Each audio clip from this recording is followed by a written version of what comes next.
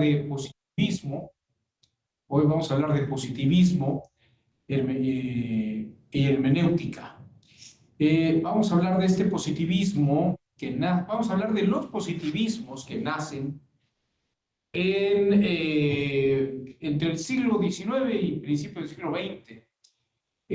Vamos a ver dos grandes corrientes, tal vez más conocida la primera que la segunda, y sobre todo qué impacto tienen, quiénes son los seguidores de estas corrientes y en qué entorno epistemológico se encuentran. Habrá que empezar hablando de dos autores importantes. El primero de ellos, sin duda alguna, es Auguste Comte. Auguste Comte, vamos a poner algunas imágenes para que sea un poco más ilustrado, más bonito. Compartirles un poco un par de imágenes. Auguste Comte es este personaje que van a ver ustedes aquí. Auguste Comte, como verán, prácticamente muere en 1857, nace en 1798. Es un hombre de mediados del siglo XIX. Este es Auguste Comte. Era un discípulo de un sabio que se hacía llamar Saint-Simon.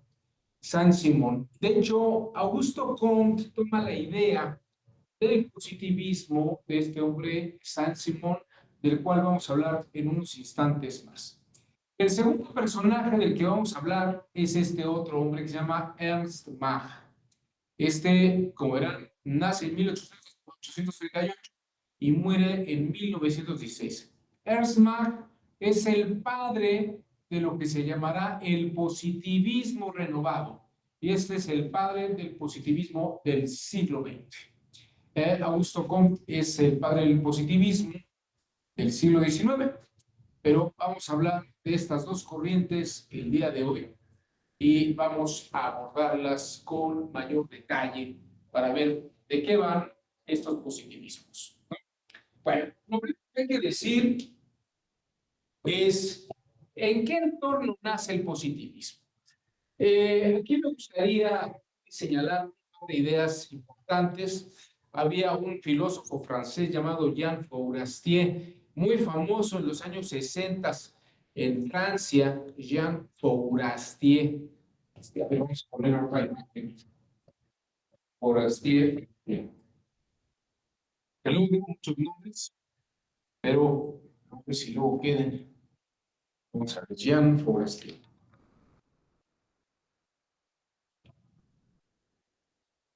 Ahí está. Jean Fourastier. Vamos a compartir la imagen. Este es un pensador francés muy importante del siglo XX. Como verán, muere en 1990. Vamos a ver aquí, a ver unas imágenes de Jean Fourastier. Ahí está. Es este hombre que ven aquí, Jean Fourastier. Jean Fourastier. Bueno, Jean Fourastier tiene una serie de estudios muy interesantes. Si ustedes van, de hecho, al instituto, es difícil encontrar libros de él en español, pero si van al Instituto de Investigaciones Sociales y Económicas de la UNAM, van a encontrar su obra más importante, donde él hace un análisis económico de la vida en el mundo hasta el siglo XX. Jean Fourastier hace unos estudios muy interesantes y de hecho lo que voy a decirles ahora son cosas que dice Jean Fourastier. Jean Fourastier sostiene que una persona en el siglo XVIII, final del siglo XVIII, en la época de la Revolución Francesa, 1789 aproximadamente, tenía que trabajar alrededor de 14 a 16 horas diarias para ganar el equivalente a 2 kilos de pan. Yo no sé si ustedes se imaginan qué son 2 kilos de pan. Cuando yo leí la nota, empecé a buscar, pensé, vamos a pensar, me fui a la panadería y les pedí que me pesaran bolillos. Más o menos, depende del bolillo, porque hay bolillos más grandes que más chicos, pero así el bolillo crocante, no la telera, sino el bolillo. Más o menos estamos hablando de 30 bolillos, es el equivalente a 2 kilos de pan. Entonces imagínense trabajar 14 horas diarias para ganar 2 kilos de pan, más o menos es como 100 pesos, 120 pesos, tal vez, para que se hagan ustedes de lo que son 2 kilos de pan. Fíjense que ya por se comenta esto porque narra el contexto y el entorno en el que va a nacer el positivismo. El positivismo da cuenta, y esto lo dice Saint-Simon, a esto de Augusto Comte, dice que en realidad había una ciencia de la administración antes de Luis XIV y todos los sabios ilustrados.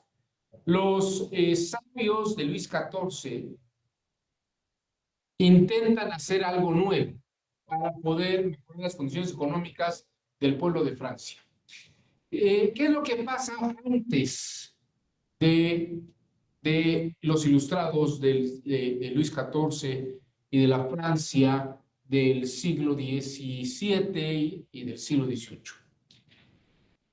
Lo que se sigue, y esto lo dicen Turgot, Condorcet, es la doctrina económico-política de Aristóteles. La economía seguía los lineamientos de Aristóteles que están en la política y en la ética a Nicómaco, por ejemplo. ¿Qué es lo que dice Aristóteles? Y además también sigue la estructura de la metafísica de Aristóteles, porque todo está conectado en la obra de Aristóteles. Aristóteles sigue la lógica de la economía con base al orden metafísico. Fíjense ustedes, y esto es muy importante que lo podamos canalizar, que lo podamos visualizar. Para Aristóteles, las cosas se ordenan y se subordinan a un primer principio, ¿no? Para Aristóteles es un poco pensar como ocurre con los hormigueros o las colmenas de las abejas. Hay una organización de abejas que todas trabajan en razón y en orden a una abeja que es la abeja reina. La abeja reina es una. Cuando nacen las abejas reina, que es en un número muy pequeño, la abeja reina que nace primero trata de matar a los otros embriones o los otros huevecillos de abeja. O si nace otra abeja reina, pelean las dos por el control. Pero solamente puede haber una abeja reina. Esa es la única. Esa abeja reina tiene un séquito de zánganos con los que ella se va a unir, se va a parear para poder poner huevecillos que vengan todas las demás abejas. Y abajo de los zánganos están las ovejas obreras que van a trabajar para darle comer a la abeja reina y a todas las criaturas y así mantener la economía estable de la colmena. Tal vez habrá algunas abejas que no son obreras, sino que son abejas guerreras, que son las que van a pelear y a vigilar la colmena. Todo se subordina a un primer principio. Dice Aristóteles que todo es así en la naturaleza de las cosas. En un ejército están los soldados, arriba de ellos están los capitanes, los sargentos, arriba de ellos están los comandantes, los grandes generales, y hasta arriba está el rey. Todo se subordina en esa línea piramidal. De una manera muy parecida y análoga, también habla Aristóteles de las ciencias, de los saberes más físicos, que son muchos, luego los saberes matemáticos, que son otros más reducidos, y finalmente los saberes metafísicos o el saber metafísico, que es uno solo. El motor, Aristóteles dice que hay varios motores que mueven a los planetas, pero al final de cuentas, el último motor es uno solo. En esta lógica, Aristóteles lo que nos está diciendo, y eso lo explican Turgot, Augusto Comte lo dice en la primera parte del estudio sobre el positivismo, dice que precisamente el mundo seguía esta lógica en la que las empresas tenían un líder, tenían capataces y tenían trabajadores, tenían maestros y luego tenían maestros y luego tenían maestros, capataces y trabajadores. Y un poco la estructura comercial era esa, la estructura operativa era esa, también existía así en los talleres de obreros, era también esa lógica. Piensen ustedes que más o menos hacia el 1700, 1800, de 1790 y 1800 ya empieza a haber máquina de vapor, entonces la lógica de la organización empresarial pues también iba un poco en esa línea. ¿A qué vamos con todo esto? Que dice, por ejemplo, Turgot, Condorcet, Augusto Comte, sobre todo Augusto Comte. Esa lógica es la que mantenía el desarrollo económico y social. Diríamos que ese modelo epistemológico e interpretación del mundo aristotélica, esa hermenéutica, a partir de la razón, que era ver cómo ocurría con los insectos y con las cosas que operaban todos los días. Si les funcionaba así, pues así había que mantener la economía. Todo se subordinaba a un rey que tenía una corte, y la corte tenía religiosos, y los religiosos tenían comerciantes, veladores, y hasta a partir de eso el pueblo y los labradores, los campesinos.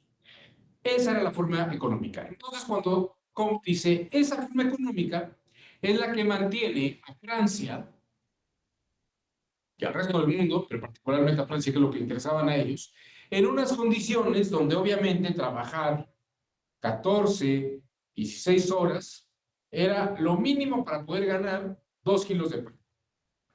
Entonces, quiero que vean ustedes qué es el contexto, lo que explica Jean Fourastier y también es lo que Comte también está señalando.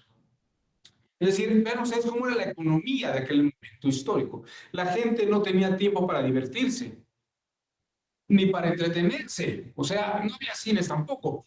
Pero no es que los teatros estuvieran repletos de la gente que trabajaba en fábricas, ni que la gente fuera a entretenerse al circo, a Taide, ni que tuviera entretenimientos. La gente empieza a tener entretenimientos más o menos a principios del siglo XX, y Jean Fourastier, por ejemplo, señala que aparece el fenómeno del tiempo libre y del entretenimiento a partir de la década de los 1920, finales de los 1920. Él dice 1927, tal vez porque es cuando aparece la primera película sonora, que es El cantante de jazz, con Al Johnson, ¿no? Bueno, esa es entonces la lógica que lleva a repensar cómo vamos a llevar la economía en el mundo, ¿no? Y ahí en ese entorno, pues aparecen personajes como Turgot, como Condorcet, Diderot, que tratan de repensar la economía, pensar el mundo y organizar mejor el trabajo y la organización administrativa.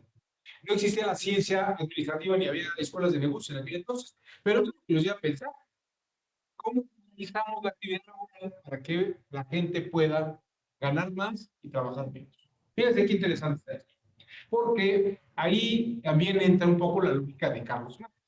El marxismo es una corriente filosófica positivista en ese sentido. Ahora vamos a explicar qué. El punto es que hay que mejorar las condiciones y hay que buscar un saber que no sea un saber especulativo, que no sea un saber especulativo como el de Aristóteles, sino que tengamos un saber que la experiencia nos funcione. Porque lo que está pasando con Aristóteles es que él propone un modelo científico o un modelo teórico científico para él, en el que si uno sigue esos lineamientos abstractos, va a obtener un buen progreso económico y un buen progreso. Tal vez en la Atenas aristotélica o en esta gira del era originario Aristóteles, pues tal vez sí hubiera funcionado. La verdad es que tampoco lo vamos a saber porque nadie en la época de Aristóteles utilizó el método de Aristóteles. El método de Aristóteles impacta ya 300 años después de muerto Aristóteles. 600 años después de la muerte de Aristóteles, la gente empieza a seguir las ideas de Aristóteles como si fueran ciencia. Entonces, lo que quiero que vean ustedes es esto. Para el siglo XVIII, siglo XIX, finales del XVIII, principios del XIX, hay una inquietud por saber cómo vamos a mejorar las condiciones reales de la economía. Y les digo que, por ejemplo, Condorcet, Turgot, empezaron a hacer ensayos de economía para ver cómo mejorar esta condición. Y Saint-Simon, el padre teórico de Aristóteles, incluso sugirió que había que hacer una ciencia que diera resultados positivos. O sea, positivos no en el sentido que fueran afirmativa, sino que ni optimistas, sino resultados que fueran verificables. Proponía una ciencia no especulativa como la de Aristóteles, que a la hora de aplicar la realidad no funcionaba tan bien, sino una ciencia que en la realidad misma pudiera funcionar muy bien. Y además proponía que la ciencia saliera de la experiencia misma de la realidad. Esa es la idea del positivismo, que la ciencia misma saliera de la realidad, de la experiencia real. Y en este entorno aparece Augusto Comte. Augusto Comte empieza a elaborar los tratados sobre la ciencia positivista, sobre el positivismo, y propone la creación de una ciencia que siente las bases de un conocimiento positivo en cuanto que sea tangible y experimental. Aristóteles tenía más de especulativo que experimental, pero para Comte necesitábamos una ciencia práctica que fuera efectiva. Es decir, incluso las ideas de Turgot o de Condorcet, ver si se podían verificar en la realidad. Y entonces Augusto Comte propone esta ciencia que tome elementos de la realidad y verifique el aspecto de la realidad y que a partir de ese aspecto de la realidad podamos desarrollar una ciencia de experiencia. En ese sentido, Augusto propone una ciencia positiva, y en ese sentido podríamos decir que es el padre del positivismo mundial, porque además, después de Augusto Comte, el conocimiento de Augusto Comte se expande por todo el mundo. Él propone, por ejemplo, una teoría que es su teoría más exitosa, diríamos, su teoría más exitosa. La teoría de los tres estadios. Los tres estadios. Dice Augusto Comte. Hay que ver cómo es que la humanidad se desenvolvió. Hay que ver, estudiar cómo es que la humanidad se desenvolvió y a partir de este desarrollo,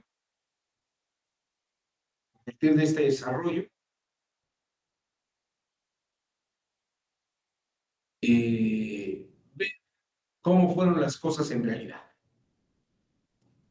Y entonces dice, para esto, revisemos los libros de historia. Y entonces empieza por la historia de Grecia y ve Grecia, sus orígenes en la Ilíada, en la Odisea, la literatura, de la cultura greco-romana. Y él encuentra que en un primer momento esa humanidad vivió un estado teológico, un estado religioso, donde todo lo que podía explicar lo explicaba a partir de los dioses, de Aquaman, de Neptuno, de Hades, de Zeus, ¿no? De Hermes o Flash, como ustedes quieran, o Mercurio. Todos estos dioses eran funciones que estaban en el universo y a partir de esos dioses que están en el universo, ellos son los que constituyen y explican el mundo. Y Augusto Comte dice, así pasó, así fue. Luego pasamos a un segundo estadio, donde aparecen los filósofos griegos y también donde ya no hablan de los dioses. Los griegos, por ejemplo, Carl Sagan, en su libro Cosmos, da una explicación preciosa que a mí me parece que es muy válida para explicar cómo fue el paso de la parte religiosa teológica a la, a la etapa filosófica. Dice Carl Sagan, cuando los griegos veían que los egipcios, los fenicios, los, eh, los persas, los babilonios, todos ellos, los sumerios, los asirios, todos tenían dioses con funciones análogas. Un dios del fuego, un dios del aire, un dios de la tierra, un dios de la guerra, un dios del agua. Dijeron, bueno, hay un denominador común, es el agua, es el fuego, es el aire, la tierra, y los filósofos optaron por quitarle ese velo de divinidad y empezar a hablar de los principios. El principio aéreo, el principio ígneo, el del fuego, el principio acuático, son principios, son materias básicas de la humanidad o del mundo. Tales de Mileto decía que el origen era el agua. Heráclito decía que el origen era el fuego, todo venía del fuego. Empédocles, pues era un poco más ambicioso, para no errar, decía que eran 4 principios: agua, tierra, fuego y aire. De ahí viene el grupo Earth, Wind and Fire, no, casi completo. Pero, qué grupazo. Hizo una gira con Chicago. Bueno, el asunto es que tierra, aire, fuego y viento. No, tienes tierra, aire, aire, fuego, tierra y agua, eran los 4 elementos del Empédocles. Entonces, lo que dice Augusto Comte es que pasamos de la etapa de la, de la religiosidad teológica a la filosofía donde vemos ya no dioses, sino principios. Y luego dice Augusto Comte, pasamos de los principios filosóficos a los principios del positivismo. Ya no es solamente el agua, ni el fuego, ni el aire, ni la tierra, sino de pronto aparecen ciencias como la química, la física, la biología, la zoología, la astronomía. Entonces, todos estos saberes toman esas ideas, pero ahora con un fundamento científico del orden positivo, experimental, que se puede avalar, ¿no? Es la gran época de los científicos napoleónicos, ¿no? De 1804, 1805, donde están Ampere, Volta, toda una serie de sabios que son los que sientan las bases de nuestra física, de nuestra química elemental. Ese era el saber que iba a dominar el mundo como un saber científico. Hasta ahí todo iba perfecto, todo era miel sobre hojuelas. Y a partir de esto, a partir de Augusto Comte, por ejemplo, en México, hay un personaje que se llamó Gavino Barreda, cuyo busto está en la Escuela Nacional Preparatoria. Gavino Barreda parece, aquí hay un par de leyendas, dicen que él tenía unos apuntes de un amigo que tomó clases con alguien, de un amigo de él que tomó clases con Augusto Comte. Otros dicen que Gavino Barreda viajó a Francia y que él mismo estuvo en algunas conferencias de Augusto Comte y que tomó estos apuntes. Lo que es cierto finalmente es que Gavino Barreda trae la idea del positivismo de Augusto Comte a México, y el lugar donde consolida la enseñanza del positivismo en México es la Escuela Nacional Preparatoria, y que lo trajo en la época de Benito Juárez. De ahí que la Escuela Nacional Preparatoria pues tenga el uso en el patio principal, contra la esquina de donde está ahora el memorial de Octavio Paz y María José Dramini. Ahí está el gusto de Gabino Barreda. Hay un estudio interesantísimo que hizo Leopoldo Sea, filósofo mexicano, sobre Gabino Barreda y el positivismo en México, sobre cómo llegó. Y a partir de eso, toda una serie de estudios de la ciencia positivista en México. Pero eso es una historia distinta. En el resto del mundo, la lectura de Augusto Comte fue muy importante. John Stuart Mill, de hecho, desarrolla la lógica, su lógica inglesa, a partir de ideas y pautas de la lógica positivista de Augusto Comte. Él viaja incluso a Francia y parece que tiene un contacto directo y personal con Augusto Comte. John Stuart Mill, un filósofo utilitarista muy importante, incluso dio un gran avance en la lucha contra la discriminación a la mujer. Hay un texto sobre la esclavitud de la mujer de John Stuart Mill. Bueno, estas son un poco las ideas que Augusto Comte empezó a expandir. ¿Por qué les digo que Carlos Marx, por ejemplo, otros filósofos, otros pensadores que tomaron ideas de Augusto Comte fueron Carlos Marx y Herbert Spencer?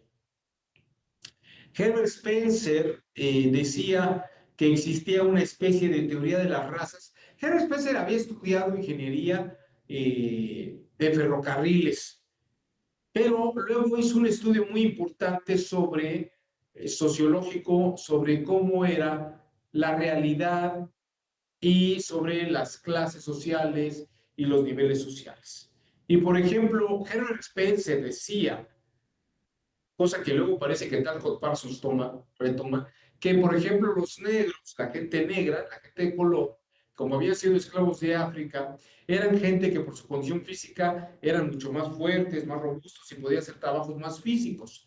Y que el trabajo más intelectual, menos físico, más abstracto, pues lo podían hacer hombres blancos que tenían una fisionomía mucho más delgada y más, la piel más suave, y que como no estaban en esa condición física, podían hacer trabajos más intelectuales que los negros o la gente que físicamente se veía más para trabajos físicos. Este era Herbert Spencer, y fíjense, esto es una de las cosas que el positivismo trae consigo.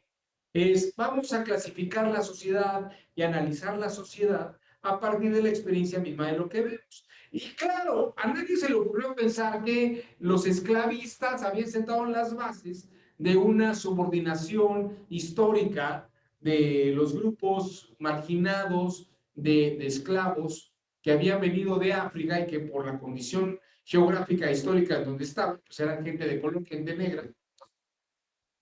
Pero estos pensaban, ya que están aquí, sirven para cargar cosas y para dedicarse a labores más físicas. Y luego, por ejemplo, de los chinos, decían de los asiáticos, pues son buenas para lavar la ropa y para hacer también algunos trabajos, como poner los rieles del ferrocarril. Cosas de este tipo que son lo que hoy llamamos estereotipos y estigmatizaciones. Son cosas que surgen con el positivismo en personas como Herbert Spencer. Yo creo sinceramente que Carlos Marx no escapa a este paradigma. Carlos Marx asume a partir de la teoría de Hegel que hay un juego y un proceso de enfrentamientos dialécticos entre trabajadores y patrones, siguiendo lo que Hegel llamaba la dialéctica amo-esclavo o esclavo-amo, en la que siempre hay alguien que manda y hay alguien que se subordina, y dice Marx, es que así es como funciona en la realidad, porque así es como lo hemos visto. Bueno, así es, a grosso modo, el positivismo de Augusto Comte y la hermenéutica es a partir de la experiencia de lo que ve. Y vamos a dar un movimiento importante. Y es importante Augusto Comte que influye, sin duda, por lo menos hasta 1902, 1903, de una manera viva. ¿Por qué? Porque hacia esta época, hacia 1904, va a aparecer este personaje que se llama Ernst Mach. Ernst Mach. Ernst Mach fue autor de una obra muy importante. Aquí vamos a verla. Vamos a ver. Se llama Erkenntnis und Irrtum. Aquí está. Bueno, aquí dice 1905, pero la obra se publicó en 1904. En español, Conocimiento y Error. Esta es una obra muy importante. 1905, la escribió en 1904, se publicó en 1904-1905. Conocimiento y Error. Es una obra muy importante de este hombre llamado Ernst Mach. Él es el padre de lo que se llama el positivismo renovado. En Conocimiento y Error, en la introducción, él dice lo siguiente. El positivismo tradicional, que además generó la estructura de las ciencias como la conocemos hoy en día,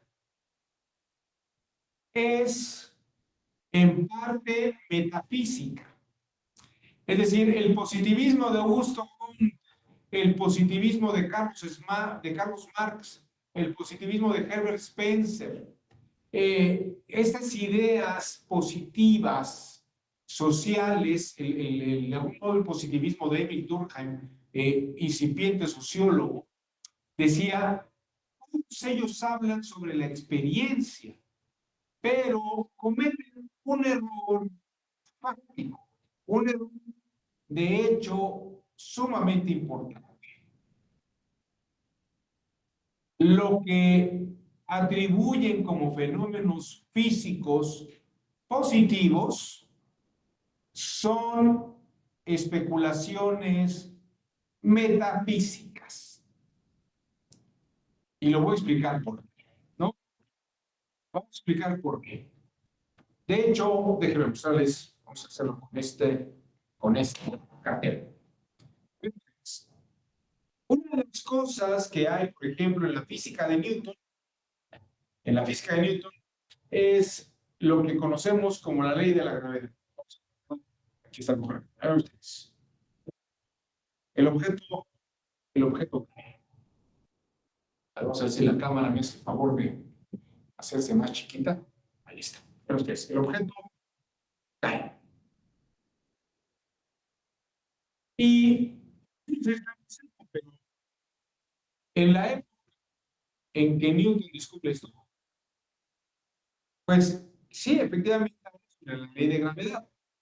Pero pensaba, y yo pensaba, porque era el pensamiento físico, que había una fuerza, una especie de fuerza como imán que atraía las cosas hacia abajo. Y que esa fuerza se encontraba en el centro de la Tierra.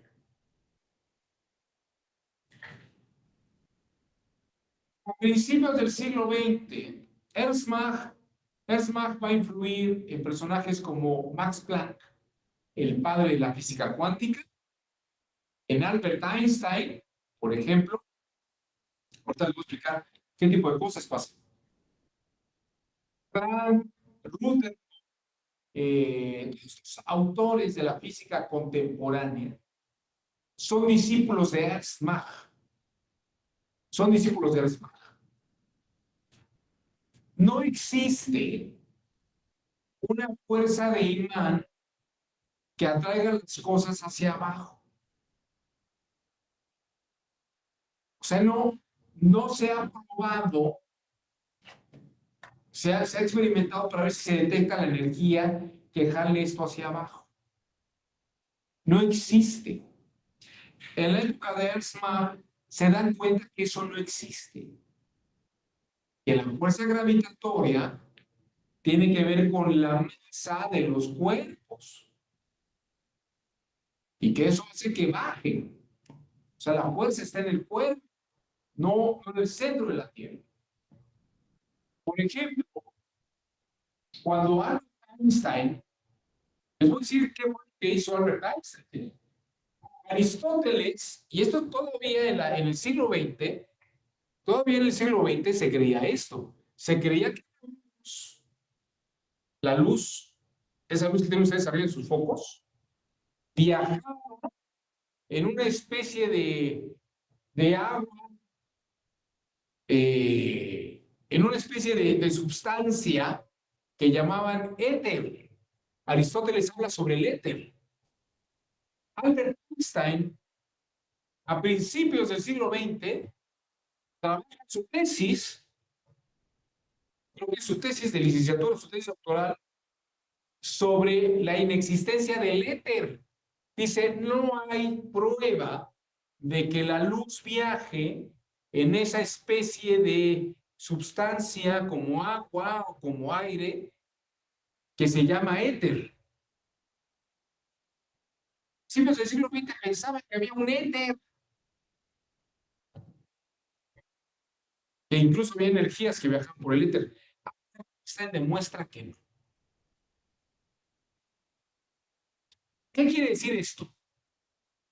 Que los físicos, los químicos, habían desarrollado una teoría hermenéutica de interpretación del mundo a partir del positivismo de Augusto Comte, con ideas que decían que sacaban de la realidad. Pero en realidad, dice Ernst Mach, esas ideas venían de acá y se las aplicaban a la realidad, diciendo que así había sido.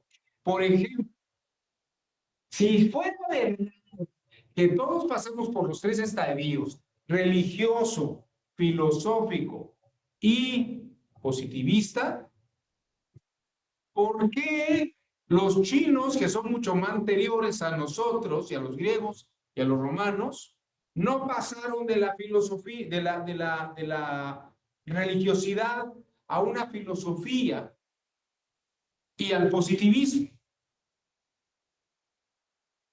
Confucio y Lao Tse se les dice filósofos, pero en realidad son pedagogos muy vinculados a la religión, cosa que no son Aristóteles y Platón. Aristóteles y Platón eran bastante ateos en ese sentido, ¿no? Hablaban de cosas ahí primeras, pero no hablaban de Dios. En cambio, Lao Tse y Confucio sí hablan de unas divinidades, son pedagogos, pero no son filósofos autónomos que piensan que su conocimiento está por encima de la realidad de la naturaleza. No, es un absurdo. Pero pensemos o en África, o en Sudamérica, o en México. ¿Dónde están los diálogos de Netzahualcóyotl, como fueron los diálogos de Platón? ¿No? Miguel León Portilla decía, bueno, es que hay algunos rasgos, ¿no? Decía los cuatro soles de los que habla la mitología prehispánica. Son agua, fuego, tierra, aire. Ahí están los cuatro elementos. Como si hubiera un inconsciente colectivo junguiano que nos dijera que esos cuatro elementos existen en el pueblo azteca, ¿no? ¿Por qué no están en el pueblo maya? ¿Por qué no existen con el pueblo azteca? ¿Por qué en la ruinas de no hay un en esa línea? ¿Y por qué ninguno de ellos pasó una filosofía? No hay pueblo en el mundo,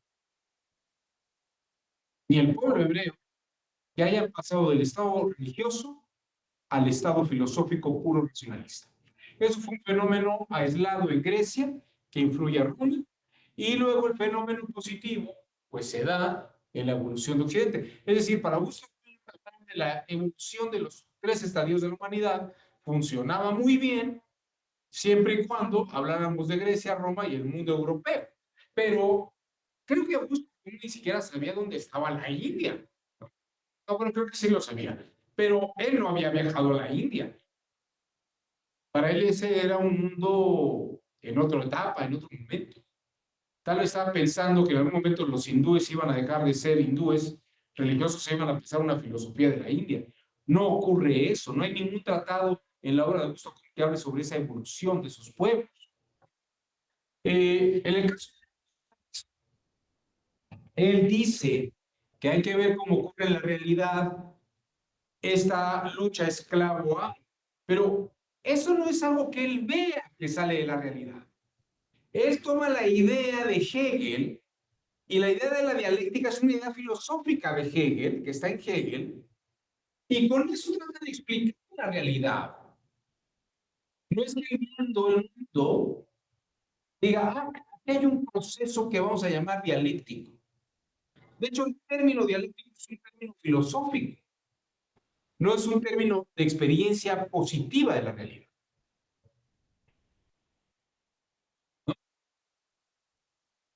Marx no es, en ese sentido, un filósofo positivo. Por eso luego Max Weber decía, eso no es ciencia, él lo que hace es filosofía. Lo que está haciendo Augusto Comte es filosofía. Lo que está haciendo Condorcet, Turgot, lo que hace Herbert Spencer, lo que hace Emil Durkheim todavía es filosofía. Son formas filosóficas que tratan de explicar la realidad.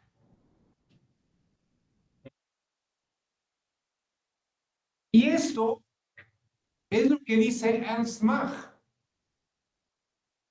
Y él inicia con conocimiento y error la idea de un positivismo renovado, no breve y puntual, mucho más práctico del clásico, algo que verdaderamente saquemos de la realidad. Y miren, les voy a dar una pista de cómo funcionaría epistemológicamente este saber. El positivismo, por ejemplo, aplicado al derecho en Augusto Comte, en Augusto sería establecer leyes a partir de las experiencias de la realidad. Por ejemplo, la institución del matrimonio. Dicen, claro, es algo que se da en la naturaleza. Todas las personas se unen y tienen hijos, entonces hay que establecer una serie de normativas positivas sobre la familia. Que además esas ideas vienen precisamente del derecho. Dice, ¿cuándo se dieron cuenta de esos fenómenos fácticos? ¿No? Por ejemplo, las obligaciones, la propiedad, el comercio. Sobre eso, sobre esas instituciones hay que legislar, pero no hacían teorías, solamente legislar. Los teóricos, los legisladores del 19 no hicieron una teoría de las obligaciones. Fíjense que es uno de los problemas más interesantes. Yo no sé si ustedes se han dado cuenta. Una de las materias más importantes que hay en la carrera de Derecho es la carrera de obligaciones. Y no existe, creo que no existe, un texto, un manual decente de teoría de las obligaciones. Siempre nos hablan de las obligaciones, pero nos avientan unos rollos larguísimos, pero incluso qué es la obligación, de dónde nace, por qué nace. Pues hay muchas teorías, hay muchas cosas abstractas, pero esto tiene que ver precisamente con que los ilustrados, los teóricos de la época napoleónica no hicieron una teoría de las obligaciones. Creo que hicieron una teoría de los contratos, pero no de las obligaciones. Bueno, fíjense que el positivismo renovado de Ernst Mach influye en unas escuelas, por ejemplo, que son la escuela del realismo jurídico escandinavo o el realismo jurídico norteamericano. El realismo jurídico, o vamos a decirlo, el positivismo renovado de Ernst Mach, busca que la ciencia no tenga ideas que él llama metafísicas. Les voy a poner un ejemplo en el campo del derecho de una idea metafísica. O cómo pensar, tendremos que pensar el derecho en un autor como Ernst Mach. El ejemplo no es mío, es un señor que se llama Oliver Groner. Vamos a poner en el siguiente caso. Vamos a pensar, de seguir, no sé si hasta aquí hay alguna duda o algún comentario. ¿Alguien quisiera decir algo al respecto? Ernesto Hinojosa, bueno, Arturo, Natalia Colín, Patricia Gisela, ¿no? ¿Nadie? Está muy mal, ¿sí? Perdonen ustedes. ¿Comentarios? ¿No? ¿Hasta aquí? ¿Todo clarísimo, Arturo? Ernesto, Ernesto, Buenas noches, maestro. ¿Sí me escucho? perfectamente. Pues gracias. Cuando estaba platicando con esa transición de los dioses y luego al tema filosófico y al positivismo, en esa transición hay una posible, un regreso con Tomás de Aquino, o Tomás de Aquino se cuece o come aparte, o cómo está ahí la situación. Bueno, Tomás de Aquino supuestamente está haciendo una variación de la filosofía, pero fíjate que la filosofía de Tomás de Aquino, pues, eh, más bien trata de racionalizar filosóficamente la religión. Tomás de Aquino trata de decir un poco en razón de qué fundamentos filosóficos la religión tiene razón, sobre todo en la teología cristiana, la católica. De hecho, Tomás de Aquino consideraba que la filosofía era sierva de la teología, o sea, la teología era superior a la filosofía, ¿no? Pero para Augusto Comte eso era un filósofo más. Era un filósofo que estaba en el tránsito, todavía con ciertas dimensiones filosóficas, pero Tomás de Aquino todavía sigue siendo un filósofo tratando de razonarlo todo. Eh, hay un cierto ánimo racionalista en Tomás de Aquino, pero Augusto Comte habla de Tomás de Aquino prácticamente ni una línea, hasta donde yo recuerdo. Lo que hace es hablar de ese fenómeno filosófico que está en un proceso, que todavía no termina de desprenderse de aquellas cosas, pero sí va hacia adelante. En ese sentido, pues podemos hablar de esa forma de pensamiento filosófico.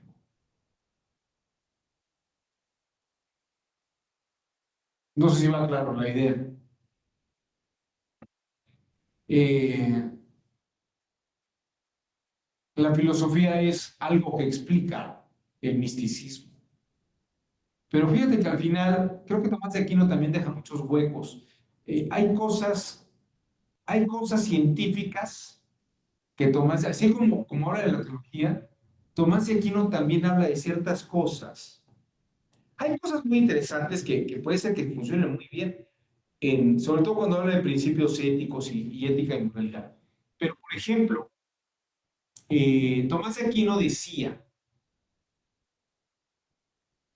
cuando hablaba un poco de ciencia, que había saltos de una especie a otra. Para la filosofía había seres vegetales, bueno, seres inanimados, seres con alma vegetal, con alma animal y alma humana, ¿no? Y hacían como una especie de taxonomía, tipo taxonomía de Bloom, para ver cuál era el último de los seres vivos que estaba ya cerca de ser planta, o la última de las plantas que ya empezaba a hacer movimientos como ser vivo.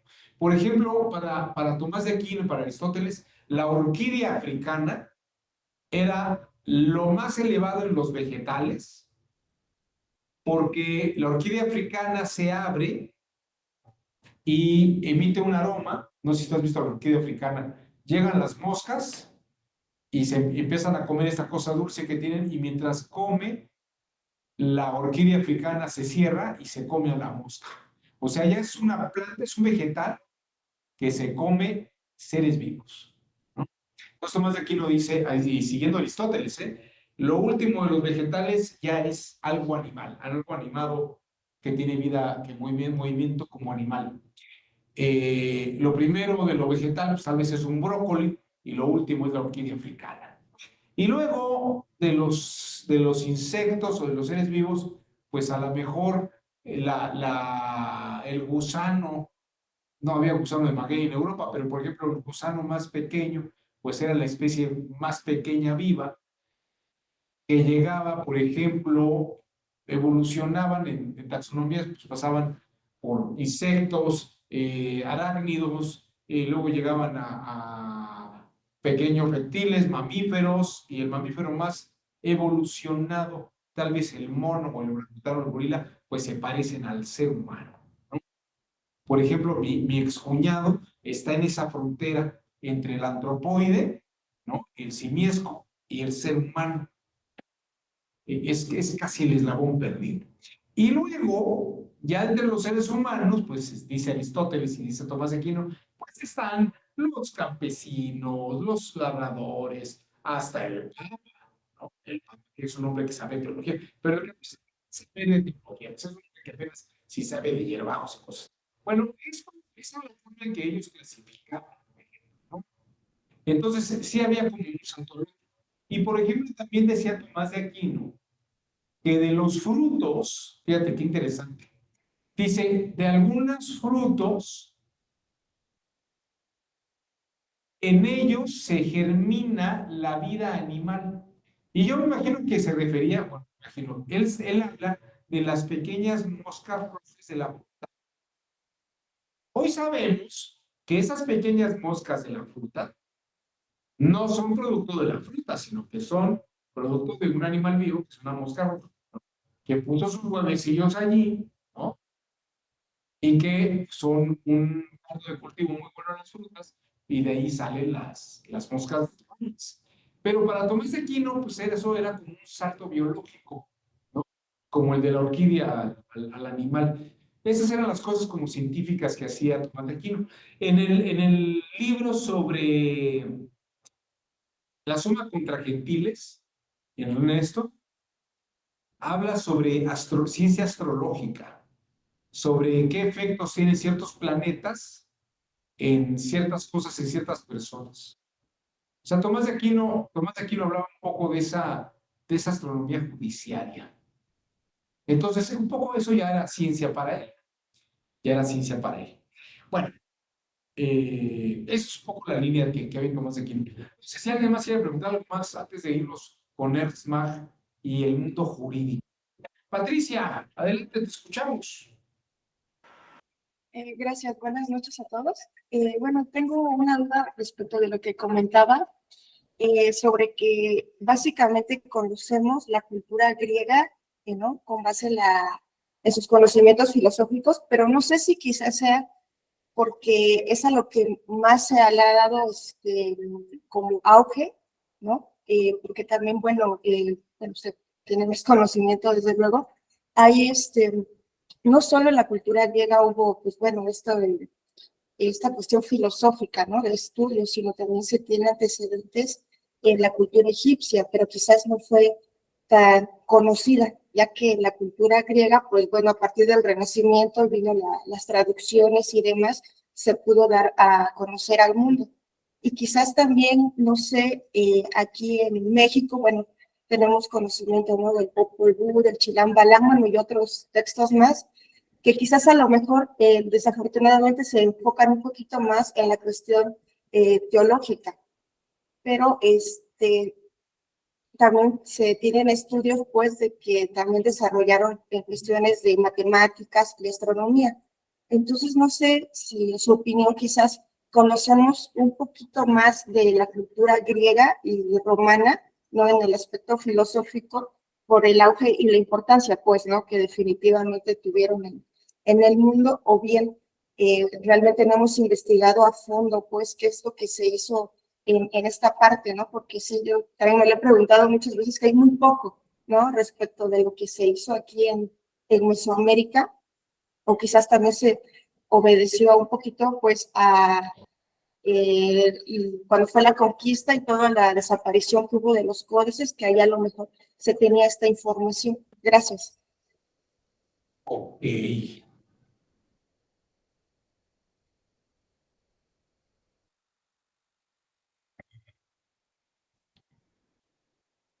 Fíjate que estoy buscando un libro que vi hace algunos años. Ah, mira, aquí está. Déjame compartírtelo. Es un libro que alguien me regaló hace muchísimos, muchísimos años. Hace como 25 años, tal vez.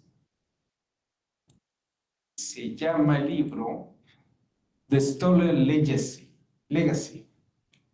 Greek philosophy is stolen Egyptian philosophy. La filosofía griega es un robo de la filosofía egipcia.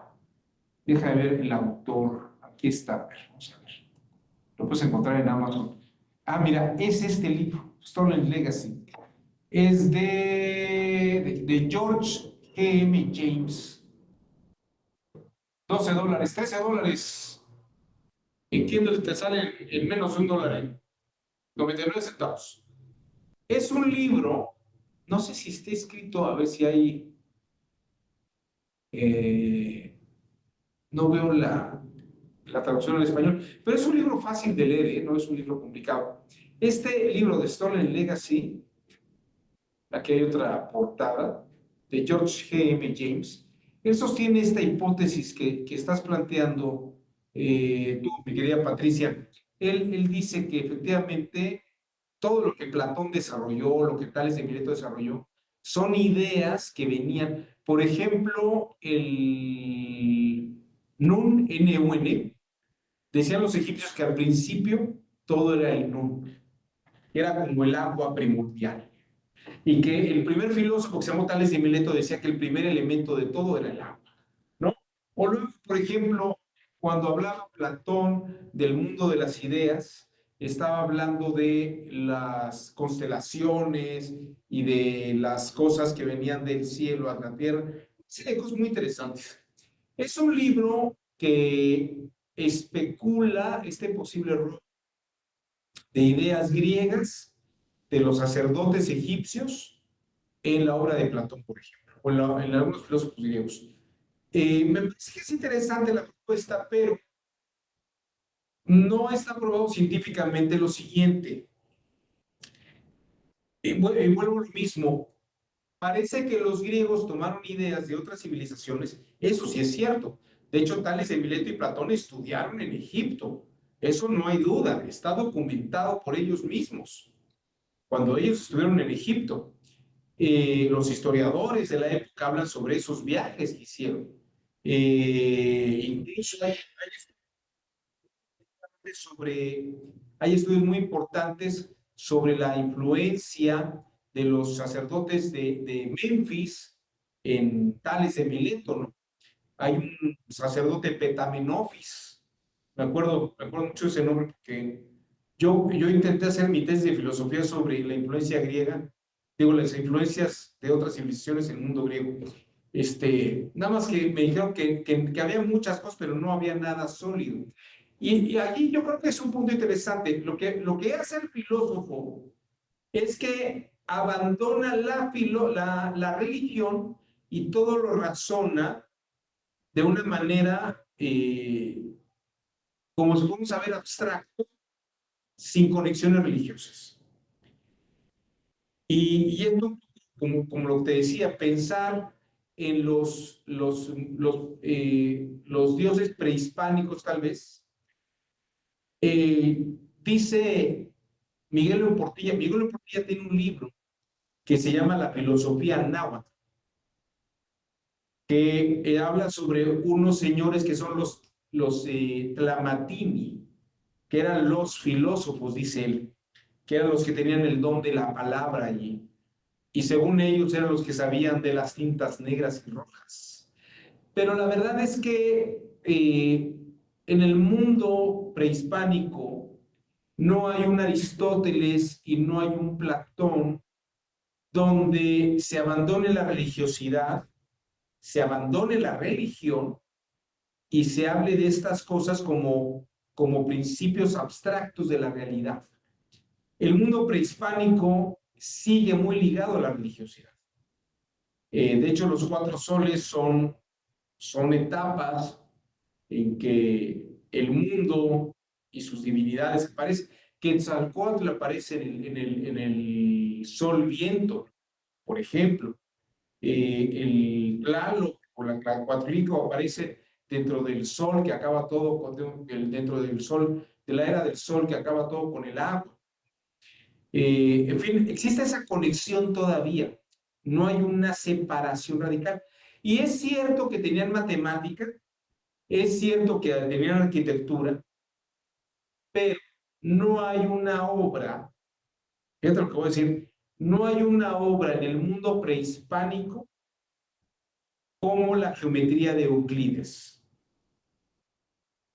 que es la racionalización de la matemática, de la geometría, de una manera razonada y sistemática.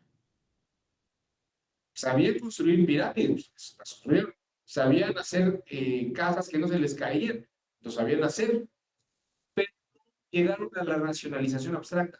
Esto lo dice Marshall McLuhan y me parece, este filósofo canadiense, y me parece que es muy cierto.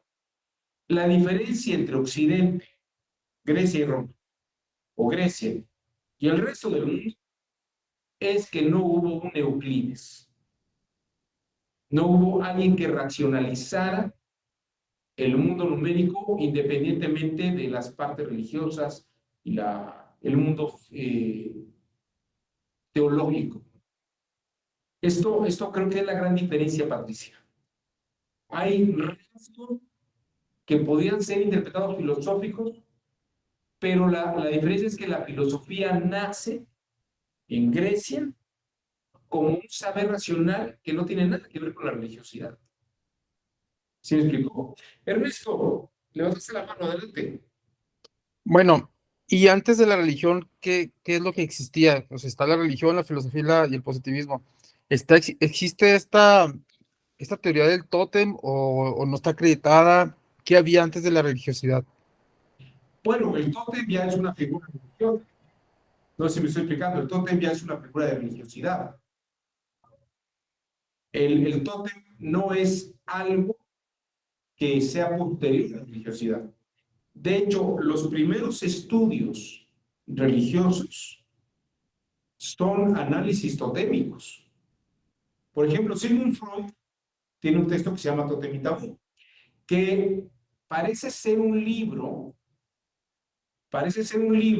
que deriva de otro libro de Wilhelm Wundt, W-U-N-D-T, que es sobre el totemismo y el animismo de las civilizaciones, el pensamiento primitivo, pensamiento animista. La diferencia entre Wilhelm Wundt, por ejemplo, y Claude Lévi-Strauss o Malinowski, es que Malinowski y Claude Lévi-Strauss se fueron a meter al Amazonas y a Papúa Nueva Guinea con tribus que experimentaban el totemismo.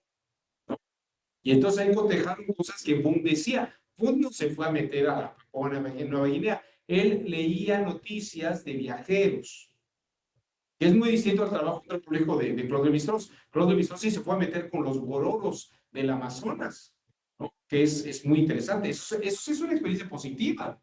Él se fue a meter allá. Malinowski se fue a meter a Papúa Nueva Guinea y a otra parte, ¿no?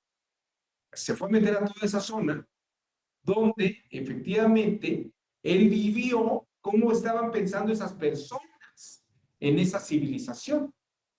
Entonces, el animismo es religiosidad, totalmente, Ernesto. Lo que pasa es que es una religiosidad que está inmersa en la naturaleza. ¿Ya? Daniel Díaz, levantaste la mano, escuchamos. Sí, Perdón, gracias. lo que hace Malinowski, por ejemplo, de irse a meter a Papúa Nueva Guinea, es la muestra de un positivismo, influido por Ernst Mach, en el que dice, yo no voy a leer lo que dicen los viajeros, voy a ir a meterme a la selva y vivir lo que están viviendo esa gente. Ese es el positivismo de Ernst Mach. Lo que hizo Wilhelm Wundt, lo que hizo Sigmund Freud, era leer textos de viajeros que viajaron a esos lugares y decían que así era como esa forma de razonamiento y que así debió haber sido la del hombre primitivo.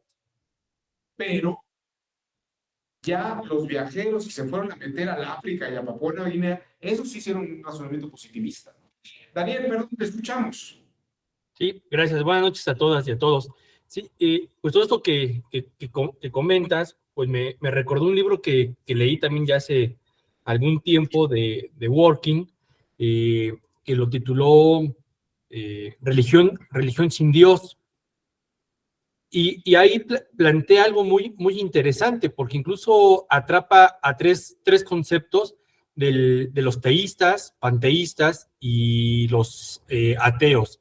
Y su mayor referencia, pues, es todo lo que generó con Einstein.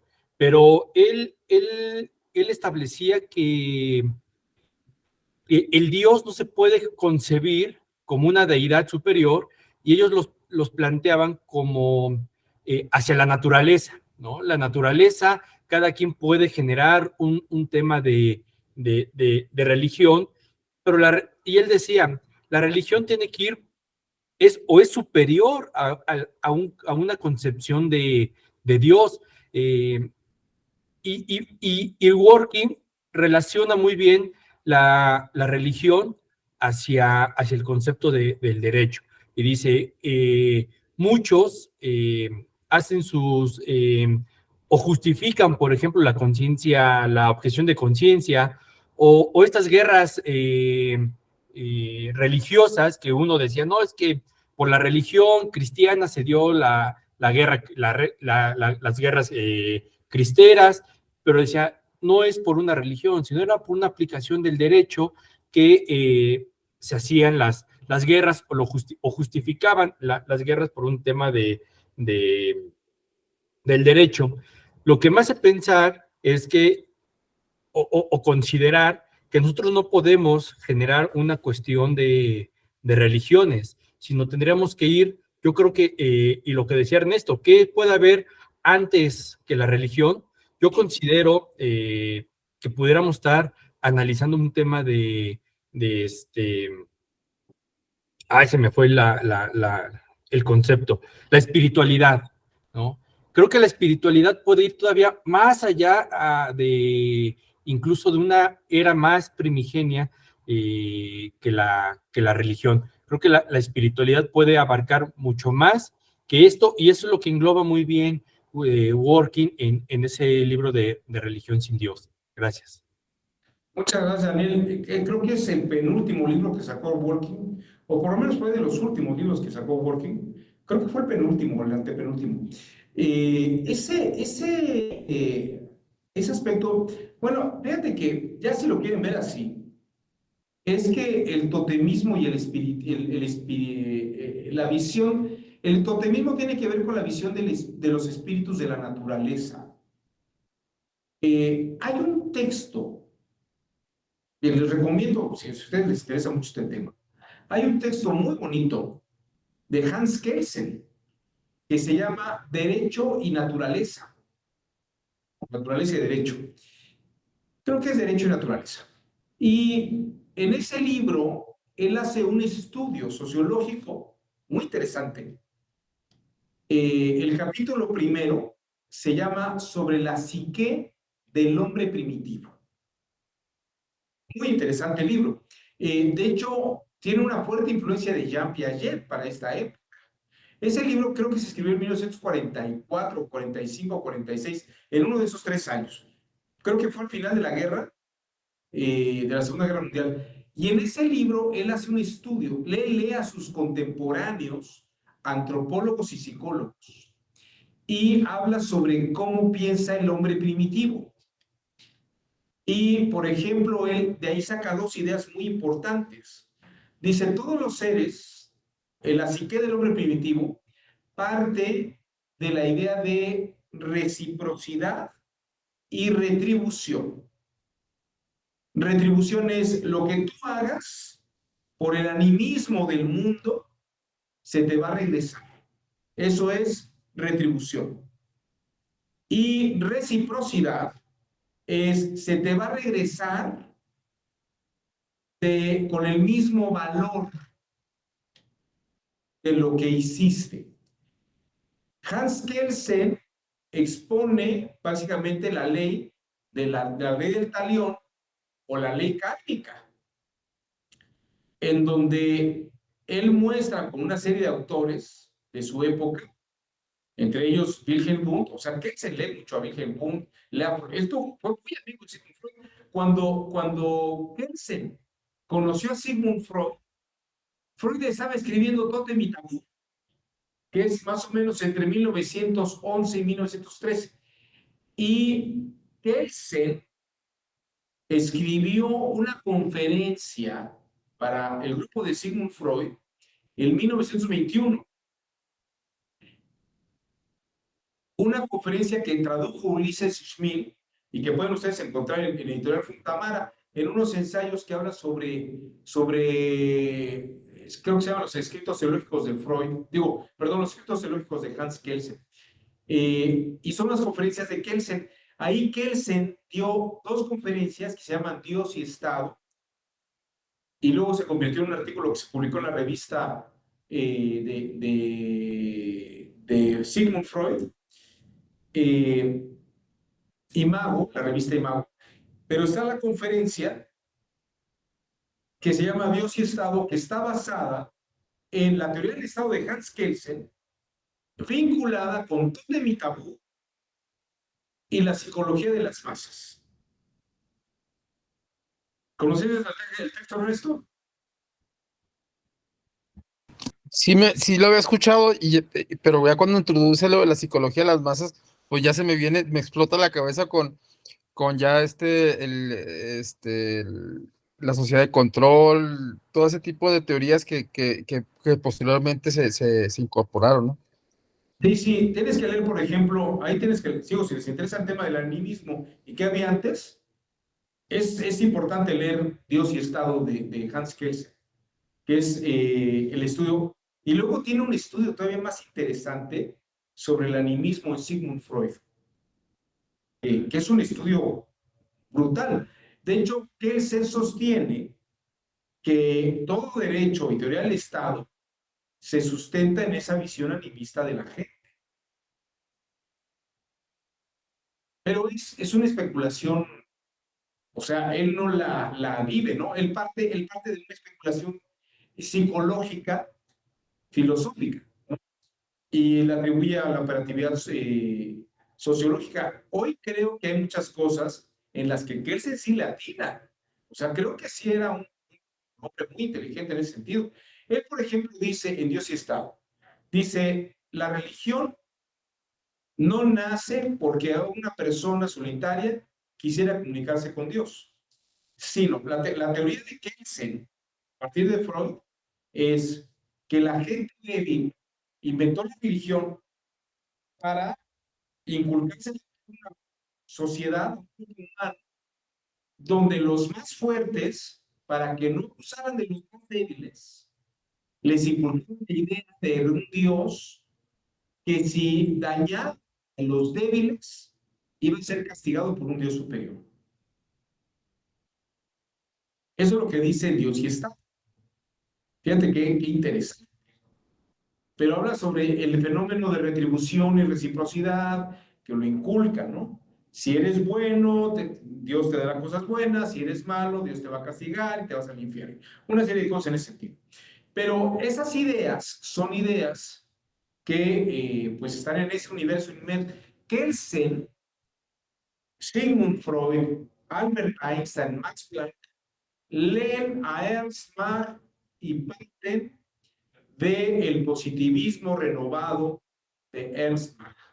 De hecho, Hans Kelsen dice que el justnaturalismo y cualquier explicación valorativa en la norma jurídica es una idea metafísica. Si ustedes leen, si abren ustedes en este momento su teoría pura del derecho y leen la introducción que hace Kelsen a la teoría pura del derecho, o leen el primer capítulo de la teoría pura del derecho, van a ver ustedes por lo menos unas 3 o 4 veces el nombre de Ernst Mach. Hans Kelsen y el positivismo jurídico de Kelsen es un positivismo no como el de Augusto Comte, sino como el de Ernst Mach. Es ese positivismo. A mí, por ejemplo, me sorprende mucho que cuando uno lee autores y autores que supuestamente son muy serios, como el Instituto de Investigaciones Jurídicas y estas cosas, pues uno empieza a ver que hablan del positivismo que influye a Hans Kelsen. Perdónenme, pero quien dice eso, la verdad es que le falta mucho por entender algunas cosas. El positivismo de Augusto Comte no influye a Hans Kelsen. Es el positivismo de este señor, que es Ernst Mach. Y ustedes lo pueden ver si leen la introducción y la primera parte de la teoría pura del derecho. Allí está la explicación de Ernst Mach. Y además creo que también están los capitales del derecho del Estado. Pero es muy importante eso, porque lo positivo para Hans Kelsen, al igual que los seguidores de Ernst Mach, no son las ideas metafísicas, sino lo que puede constar. Y si ustedes me permiten, déjenme hacerles la explicación que les iba a dar hace rato. Esta idea la describe muy bien Oliver Crona, que era uno de los miembros del realismo jurídico escandinavo. Oliver Crona. Vamos a ver Oliver Crona, que también en la red. Vamos a ver aquí. Vamos a ponerle Oliver Crona. Ahí está. Este es uno de los miembros más importantes del realismo jurídico escandinavo. Oliver Crona. Bueno, bueno, este hombre tiene un texto también en el Tamara, de estas obras que consiguió traducir nuestro sabio Rodolfo Vázquez, y que haya hecho estas publicaciones interesantísimas. Por ejemplo, dice, distingue lo que es propiedad de posesión. Dice, la posesión es algo que yo puedo ver positivamente, de manera empírica. Este saco está en posesión de mi persona. Y tengo la posesión del saco. Eso es un conocimiento positivo. Todo el mundo lo puede ver. ¿Quiero ver? ¿Qué está? Ahora, ¿pueden ver la propiedad que yo tengo del saco? ¿O la presumen? La propiedad se observa de manera positiva o se presume. Cuando yo voy en mi coche, yo tengo la posesión de mi coche y se presume mi propiedad o se ve mi propiedad sobre el coche. Se ve lo positivo, la idea positiva de propiedad se puede constatar empíricamente. Alguien tal vez me va a decir, la factura del coche. Bueno, positivamente la factura del coche lo que muestra es que alguien pagó el coche. Pero entonces, yo pago, vamos a ver, 20 pesos. Voy a comprar un teclado, voy a un teclado. ¿Ya? ¿Hubo propiedad? ¿Transmisión de propiedad? O vamos a pensar que me dice, llévatelo por 20 pesos, ¿cuál? Ok, también 20 pesos. Ahí, y me llevo esto. Yo que cambió una posesión de un billete y cambió la posesión del teclado. Pero ¿en qué momento vieron ustedes el cambio de propiedad? No la pueden ver porque la propiedad no es una categoría empírica observable.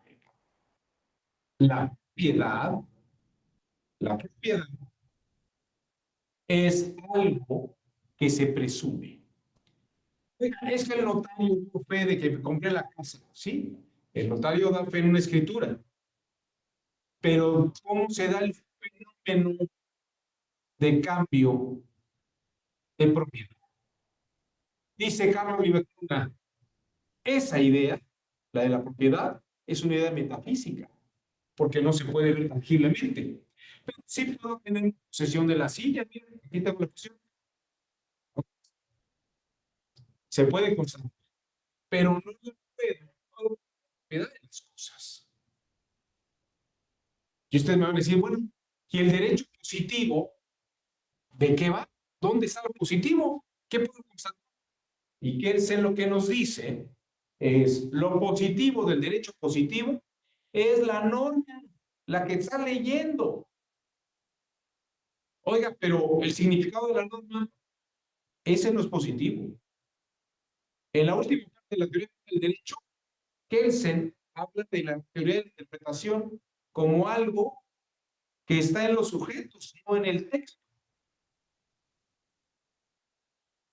La interpretación está en el que lo lee. Lo positivo del derecho positivo es la enunciación de la norma. Ahí está, la puedes ver.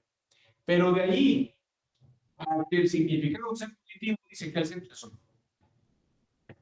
Ersman diría que la idea de propiedad es una idea metafísica, porque no se puede constatar como la posesión. Una idea metafísica es el matrimonio, que no me escuche mi esposa, porque me mata, ¿no? Pero yo llego con alguien al registro civil, aquí está mi novia, estoy yo, y la jueza empieza el matrimonio y se me ha hecho un campo de que sabe ir por el poder que me confieron la ley de el marido. Y entonces nos toca con algo de palabras, si cambiamos físicamente, o ya creemos ella y yo, y todo el mundo cree que hay un vínculo, hay, un, hay una fuerza, pero ya por naturaleza esotérica, mística, somos esposos, porque lo registraron en un libro, porque se registra en un libro ya hemos cambiado.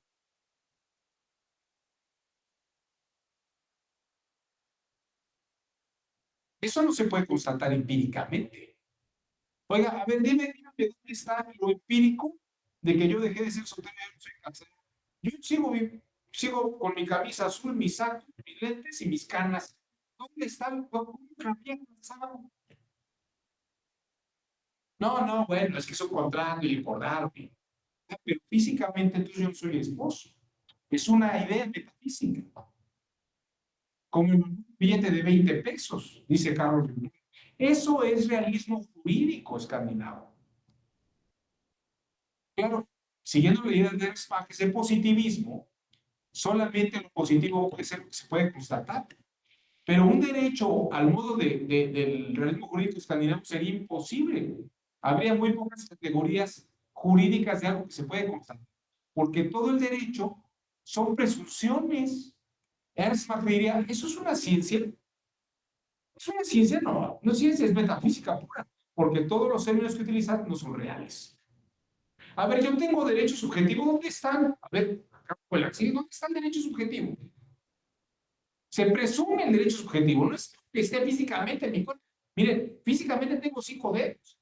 Eso se puede constatar empíricamente. Bueno, Kelsen dice que es muy importante esto, el derecho positivo es la norma y la jerarquía de normas. ¿Cómo está? Oye, ¿cómo hacer eso? Pues mira, ahí está la Constitución, ahí están las leyes primarias, las leyes secundarias, los códigos sustantivos y los códigos adjetivos. Pero la ley ahí está, es positiva, la puedes leer. Oiga, pero el significado, eso no es positivo. Lo positivo es la norma, la estructura jerárquica que tiene, cómo están estructuradas. Unas son constituciones, otras son circulares. Ese es el positivismo. Fíjense cómo la hermenéutica, la teoría de la interpretación de la realidad es distinta en el positivismo de Augusto Comte a la del positivismo de Erzbach. Para el positivismo jurídico de Augusto y de los napoleónicos, pues son instituciones que vemos ahí, el matrimonio, ¿no? Los contratos mercantiles. Pero fíjense, en esa lógica, en la época de Napoleón, el matrimonio entre dos mujeres o dos hombres, o poliamoroso, no es algo positivo. Porque el matrimonio es una institución entre dos personas para tener prole, tener hijos. Porque positivamente así se experimenta. Hoy en día, cualquier teoría de género diría que eso es una idea del patriarcado, que es una idea facha o facho, de fachos, que además es una idea que solamente responde a una lógica de falocrismo, de falócratas, ¿no? Donde el hombre incluso gobierna y domina sobre la mujer. Obviamente, en esa lógica, el positivismo fracasa, Augusto Comte. En el momento que podemos concebir y acordar, el matrimonio puede ser una institución no monógama, o bueno, no de personas heterosexuales cis, ya se acabó el positivismo de Augusto Comte. Se acaba de derrumbar físicamente. No hay con qué sustentar un positivismo jurídico al modo de Comte. En cambio, para el positivismo jurídico, con la influencia del positivismo de Ernst, es cambiar la ley, cambia la lógica, porque la interpretación puede ser otra. No estoy abstrayendo la cosa de la realidad. El matrimonio es una institución normativa. Hombre, pero vamos en la realidad. Sí, pero son ideas de Augusto Comte. En el positivismo jurídico de influencia de Ernst Mach, la hermenéutica de la realidad es, la norma dice que ahora es la unión de dos personas y entonces puede ser la unión de hombre-hombre, mujer-mujer o personas LGBT, lo que ustedes quieran. La hermenéutica de un positivismo decimonónico es distinta a la hermenéutica de un positivismo del siglo XX y del siglo XXI. Henry Bergson, Alfonso Caso, perdón, decía que Albert le decía, Henry Bergson en una conferencia con Albert Einstein, le decía a Albert Einstein, usted no sabe nada de relatividad, usted está teniendo una marihuana en la cabeza, ¿no? Y le empezó a explicar sobre la relatividad desde el punto de vista de la filosofía de Henry Bergson. Alfonso Caso, hermano de Antonio Caso, el filósofo mexicano, escribía en los años 30, esos físicos judíos, alemanes, que traen una serie de ideas muy extrañas que violentan la física que todos vemos en Newton, ¿no? Las leyes de Newton y que están hablando de cosas que no podemos ver, pues es una física que solamente confunde a la juventud y que no tiene realidad, ¿no? A mí me hubiera gustado ver la cara de Alfonso Caso, no sé si vivió hasta la explosión de Hiroshima y Nagasaki, pero yo creo que debió de haberse consternado. Henry Bergson no la vio, estoy seguro, pero Alfonso Caso no lo sé, pero todos los creyentes de que esa física judía influenciada por Ernst Mach en ese positivismo renovado no era real, pues yo creo que en el momento que vieron que dos bombas hicieron pomada a Japón y arrodillaron al emperador Hirohito, eso sí debió haber sido un golpe brutal, ¿no? Porque hoy en día todavía sigue esa física predominando en la inteligencia. Y hoy en día sigue predominando esa ciencia social, con Max Weber, por ejemplo, que también fue influido por Ernst Mach, y ese positivismo, esa hermenéutica, esa teoría de la interpretación de la realidad a partir de ese positivismo, también es muy importante y relevante. Entonces, vean ustedes que esas son como las dos posturas del positivismo. Bueno, se me fue el tiempo rapidísimo. Comentarios antes de que nos vayamos. ¿Alguna duda? ¿Comentarios? ¿Quieren hacer caso?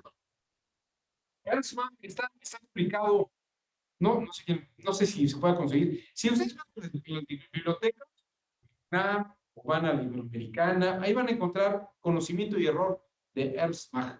Y si leen la teoría pura del derecho, y hay que leer ahí la introducción, no leen todo el libro, leen la introducción, ahí es donde vienen estas ideas del positivismo renovado. Y a partir de eso, Albert Einstein, si ustedes leen la historia de Albert Einstein, de Niels Bohr, de Max Planck, todos están influenciados.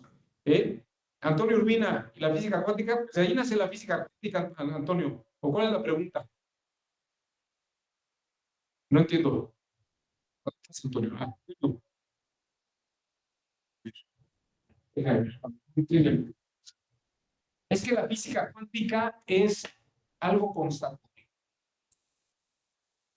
Mira, por ejemplo, hay un experimento que fue muy importante en Albert Einstein.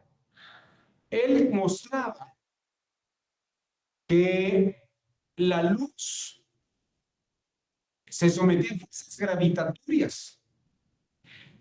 Y para probarlo, si tú te metes ahorita a YouTube y buscas la historia de Albert Einstein, casi todas las historias de Albert Einstein te van a contar de el momento que él mostró la fuerza gravitatoria que ejerce la Tierra en la luz, ¿no?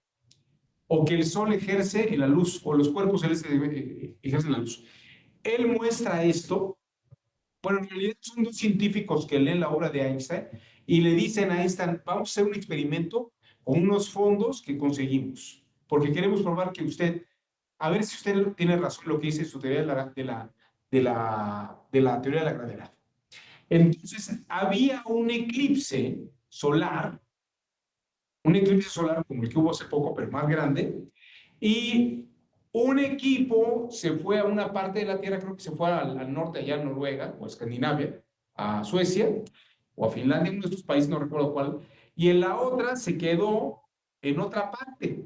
Y compararon después del eclipse, o sea, después de que iba pasando la luna e iba liberando el sol, vieron cómo registraron que precisamente la luz tenía una curvatura. ¿Qué es lo que está mostrando? Que la fuerza gravitatoria sí atraía la luz. Y con eso mostraron la parte física de la luz, cosa que no se había probado. Otra cosa que Albert Einstein propone, fíjense, esto es muy bien interesante. Si se meten también a YouTube y busca giroscopios, 2014 creo que ocurrió, una de las últimas misiones de las naves Voyager fue, o de las, sí, después de las naves Voyager, fue que en el espacio pusieron giroscopios y mostraron que el giroscopio de pronto se estabilizaba, estando en la parte inferior de la Tierra. O sea, la Tierra,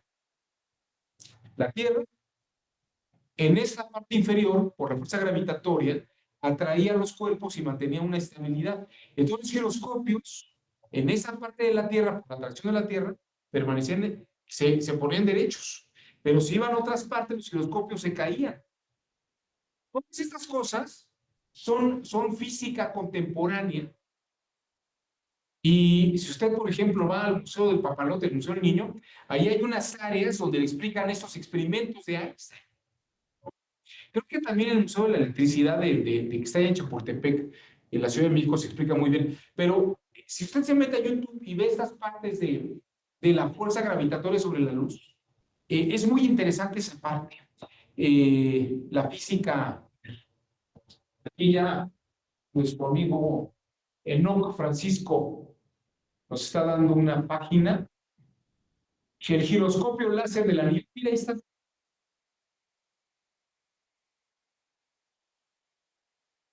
Ahí está.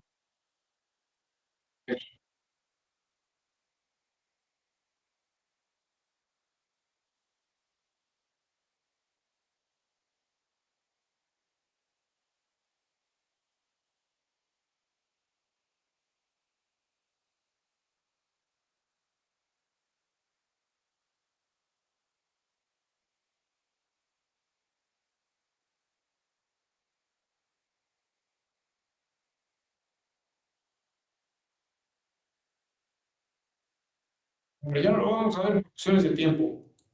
Pero ahí tienen esto del giroscopio.